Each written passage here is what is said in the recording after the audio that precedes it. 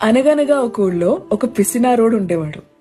ఎంత పిసినారోడు అంటే ఎన్ని డబ్బులు సంపాదించినా చిన్న గుడిసె లాంటి ఇంట్లో ఉండేవాడు. బెడ్షీట్స్ కూడా మార్చేవాడు కాదు, అరిగిపోయే వరకు వాడేవాడు. ఉద్యోగానికి కూడా నలిగిపోయిన బట్టలు వేసుకుని వెళ్ళేవాడు, ఇస్త్రీకి డబ్బులు మిగిల్చాలని. వయసుకొచ్చినా పెళ్లి చేసుకోలేదు, ఎందుకంటే పెళ్ళం వస్తే మళ్ళీ ఖర్చులైపోతాయి, పిల్లలు పుడితే ఇంకా ఖర్చులైపోతాయని. అలా జీవితాన్ని బ్రతికేస్తున్నాడు.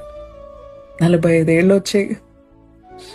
ఇంకా నేను రిటైర్ అయిపోతాను అని అనుకున్న సమయాన తన ఇంటి తలుపు తట్టి మరీ యమధర్మరాజు లోపలికొచ్చాడు.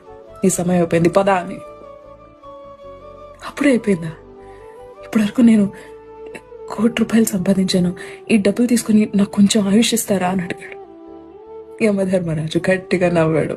కుదరదని చెప్పాడు. ఒక్క క్షణం సమయం ఇవ్వండి అని ఒక పేపర్ తీసి ఒక చిన్న లెటర్ రాశాడు. ఈ డబ్బులు ఎవరికి దొరికితే వాళ్ళు, దయచేసి జీవితాన్ని బ్రతకడానికి వాడండి. చావులో ఇది దేనికి పనికిరాదు అని డబ్బుల మూటలు రాసి పడేసి బయటికి సిరేశాడు. జీవితాన్ని బ్రతకండి, దాచుకోకండి.